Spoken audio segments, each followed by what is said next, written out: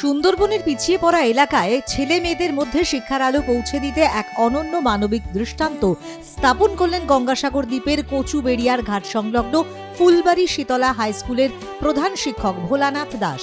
নিজের বেতনের টাকা থেকেই তিনি আর্থিক অনুদান তুলে দিলেন বিদ্যালয়ের গরিব এবং পিছিয়ে পড়া ছাত্রছাত্রীদের হাতে।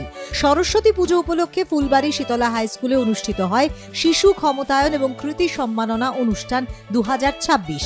এই অনুষ্ঠানে পঞ্চম থেকে দ্বাদশ শ্রেণী পর্যন্ত নির্বাচিত ছাত্রছাত্রীদের মধ্যে সম্মাননা প্রদান করা হয়, যারা শিক্ষা, নিয়মিত উপস্থিতি, চরিত্র গঠন এবং সহ পাঠ্যক্রমিক কার্যকলাপে বিশেষ কৃতিত্ব দেখিয়েছে।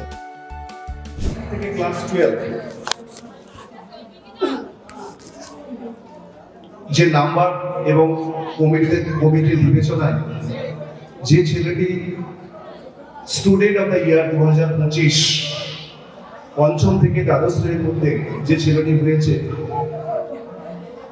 ক্লাস 9-এ পড়তো, এখন ক্লাস 10-এ উঠেছে, ঈশান পানিগ্রাহী। ঈশান পানিগ্রাহী এখন থাকলে তুমি চলে আসবে। দীপঙ্কর বাবু আছেন, আপনাকেও কনগ্রাচুলেশন। কথা দুঃখ হয়েছিল, ওনাকে আমরা মিটিং থেকে আমি বলেছিলাম, রিকোয়েস্ট করেছিলাম আপনি থাকবেন না, কারণ আপনার ছেলে যেহেতু এখানে রয়েছে, উনি মিটিং এ ছিলেন না। আচ্ছা, যে ফার্স্ট হয়েছে এই 5,000 টাকা আমার কাছ থেকে পাবে এবং এই সার্টিফিকেট পাবে। আর একটা কথা বলি, এটা কিন্তু এই বছর নয়, ম্যাচিং কমিটিতে আলোচনা হয়েছে।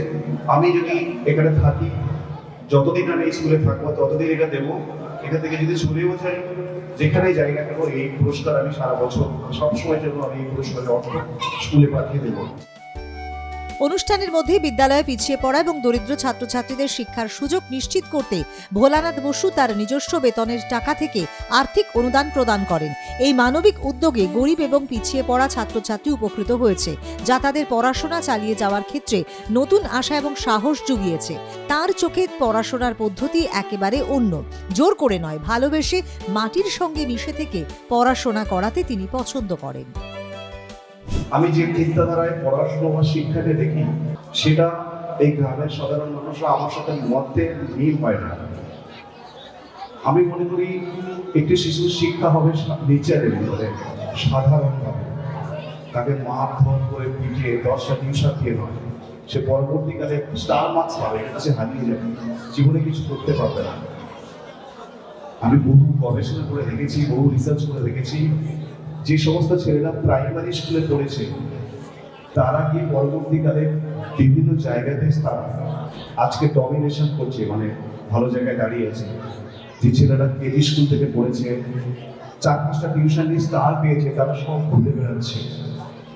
এইটা বললে আপনারা শুনবেন না আমার কথা, এটা আমার কথা নয়, বিভিন্ন বিশ্বের তাবড় ইউনিভার্সিটির গবেষণার কথা। কেন স্টুডেন্টরা স্টার পাওয়ার পরে হারিয়ে যায়, তার কারণ আমরা বাবা মারা শুধুমাত্র সেই সন্তানকে মার্কস পাওয়ার জন্য তাকে স্কুলে পাঠাই। সেটা না পেলে আমরা খুব অসন্তুষ্ট হই। ও যখন সমাজে বাস্তবে যখন ও প্রবেশ করে, যেখানে মার্কসের গল্প নেই, যেখানে আপনার মতো সাধারণ মানুষের গল্প, সেখানে ও হতাশায় পড়ে যায়। শিক্ষার্থীদের অভিভাবকরা প্রধান শিক্ষকের এই উদ্যোগকে সাধুবাদ জানিয়ে বলেন, শুধু আর্থিক সহায়তা নয়, এমন মানবিক দৃষ্টান্তই আমাদের সন্তানদের মানসিক শক্তি এবং আত্মবিশ্বাস করে তোলে। স্কুলের তরফে জানানো হয়, সুন্দরবনের প্রত্যন্ত অঞ্চলে শিক্ষার আলো ছড়িয়ে দিতে এই উদ্যোগ আগামী দিনে একটি প্রেরণার উদাহরণ হয়ে থাকবে।